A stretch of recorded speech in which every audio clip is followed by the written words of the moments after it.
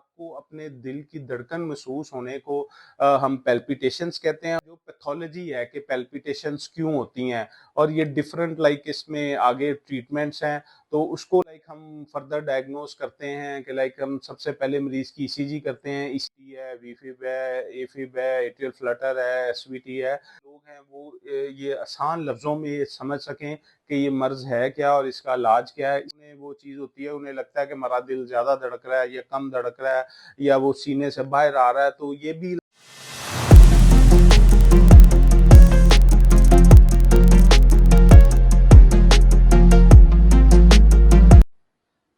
अस्सलाम वालेकुम डॉक्टर साहब। डॉक्टर साहब, आज का सवाल ये है कि अक्सर ख़वातीन आउटडोर में आती हैं और कहती हैं कि उनकी दिल की धड़कन तेज़ हो जाती है। तो ये क्या बीमारी होती है? इसका किस तरह से डायग्नोज़ करेंगे और इसका क्या ट्रीटमेंट होता है? थैंक वालेकुम यू। सलाम। जी, बहुत शुक्रिया।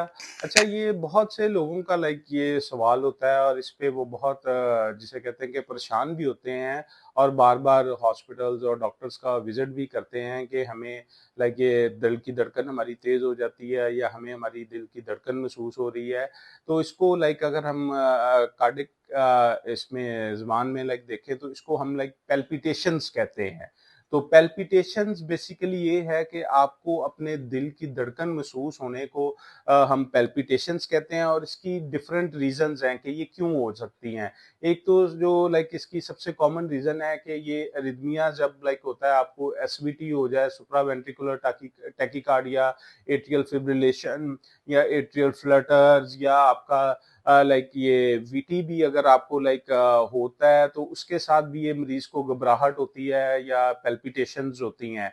ये तो वो है जो पैथोलॉजी है कि पैल्पिटेशंस क्यों होती हैं और ये डिफरेंट इसमें आगे ट्रीटमेंट्स हैं, तो उसको हम फर्दर डायग्नोज करते हैं कि हम सबसे पहले मरीज की ईसीजी करते हैं। ईसीजी से हमें रिदम का पता चल जाता है कि इधर ये साइनस रिदम है या इसमें कोई एबनॉर्मेलिटी है कि वीटी है, वीफिब है, एफिब है, एट्रियल फ्लटर है, एसवीटी है। तो ये सारा हमें ईसीजी से ही अंदाजा हो जाता है।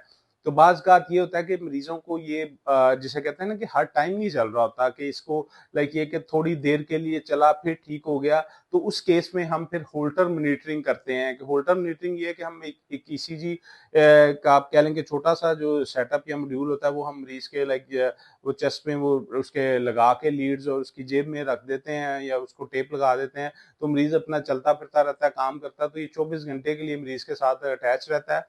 और इसके साथ जो मरीज़ की रीडिंग्स हम फिर 24 घंटे बाद असेस करते हैं, तो उसमें बाज़ मरीज़ों को रात को सोते हुए ये धड़कन कम हो जाती है, ज़्यादा हो जाती है, तो उससे भी हम फिर पैल्पिटेशंस को डायग्नोज़ कर लेते हैं कि इसकी क्या रीज़न है और उसकी आगे उस तरह फिर ट्रीटमेंट है। तो ये मैंने अपने प्रीवियस लेक्चर्स में आपको बताया हुआ है कि ये रिदमियाज़ और ये सारा जो आपकी कॉजेज़ हैं इसकी क्या है, ये इसकी ट्रीटमेंट, तो आप उस पे जाके देख सकते हैं और उसमें अगर मज़ीद आपको किसी स्पेसिफिक डिज़ीज़ के मुतालिक कोई इन्फॉर्मेशन चाहिए हो तो उसपे मैं आपको अलहदा वीडियो बना दूँगा। क्योंकि आपको पता है कि जो कार्डिक का बहुत वास्ट एक ये फ़ील्ड है, तो इसको हम जितना भी एक्सपैंड करें तो ये ख़त्म नहीं होती।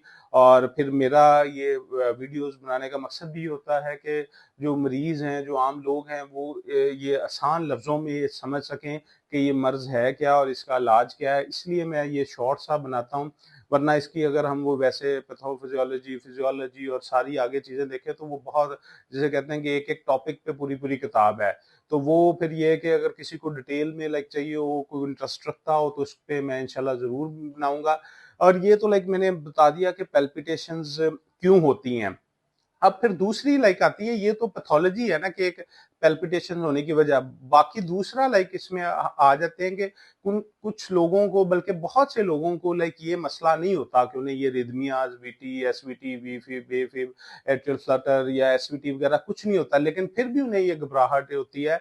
तो उसकी ये एक चीज़ सबसे कॉमन है कि जो लोग थिन लीन होते हैं, कि जिनमें आप कह लेंगे मांस या चर्बी नहीं, तो उन्हें भी अपनी धड़कन फ़ील होती है। तो फीलिंग को वो जिसे कहते हैं ना कि वो बहुत ज़्यादा उसे ऑब्ज़र्व करते हैं, तो उससे फिर उन्हें वो चीज़ होती है, उन्हें लगता है कि हमारा दिल ज़्यादा धड़क रहा है या कम धड़क रहा है या वो सीने से बाहर आ रहा है, तो ये भी एक पैल्पिटेशन की रीज़न होती है।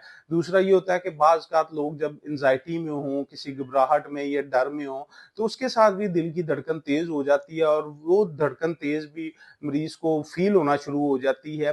तो ये भी आपका स्ट्रेस से रिलेटेड होता है और कुछ लोगों को वैसे जिसे कहते हैं कि कुछ डर किसी चीज़ का हो, तो उसके साथ भी ये धड़कन तेज़ हो जाती है और फिर तीसरा और ये जो एक अहम चीज़ है, अगर आप एक्सरसाइज़ करते हैं, तो एक्सरसाइज़ के साथ भी आपकी धड़कन तेज़ होती है और ये एक नेचुरल फिनोमेना है और ये एक हेल्दी चीज़ है।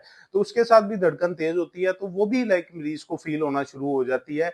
लेकिन ये चीज़ें बीमारी नहीं है, ये आपका एक नॉर्मल फिनोमेना है, तो अगर आप किसी कार्डियोलॉजिस्ट के पास जाएँ, तो वो चीज़ आपको वो आपकी हिस्ट्री एग्ज़ामिनेशन से ही बता देंगे, अच्छा आपको ये जो मसला हो रहा है कि ये किसी पैथोलॉजी की वजह से हो रहा है या ये सिंपल एंग्ज़ायटी या स्ट्रेस या ओवरवर्किंग या आपके थिन लीन होने की वजह से होता है। तो अक्सर फीमेल्स की धड़कन ज़्यादा होती है क्योंकि उनका हार्मोन सिस्टम इस तरह का होता है या इवन प्रेगनेंसी में ज़्यादा हो जाती है, तो ये सारा एक नॉर्मल फिजियोलॉजी में आता है। ये पैथोलॉजी मैं अक्सर वो कहता हूँ पैथोलॉजी का मतलब होता है कि आपके किसी ऑर्गन की जो नॉर्मल फंक्शनिंग को हम यूजुअली अगर आप लोगों के लिए मैं कहूँ तो ये पैथोलॉजी होती है और फिजियोलॉजी क्या है कि आपके ऑर्गन्स की नॉर्मल फंक्शनिंग को अंडरस्टैंड जो हम करते हैं उसको हम फिजियोलॉजी कहते हैं। पैथोलॉजी ये है कि किसी भी आपके जो ऑर्गन्स है उसकी जब नॉर्मल फंक्शनिंग होती है तो उसको हम पैथोलॉजी कहते हैं। तो ये मैंने कहा बता दूं कि क्योंकि मैं बार-बार ये इसमें अपनी वीडियोस में ज़िक्र कर रहा होता हूँ कि पैथोलॉजी और ये फिजियोलॉजी। तो मुझे उम्मीद है कि आप लोगों को ये वीडियो पसंद आई होगी। मेरी ऐसी मज़ीद वीडियोस के लिए मेरा चैनल सब्सक्राइब भी करें, शेयर भी करें। बहुत शुक्रिया। Thank you.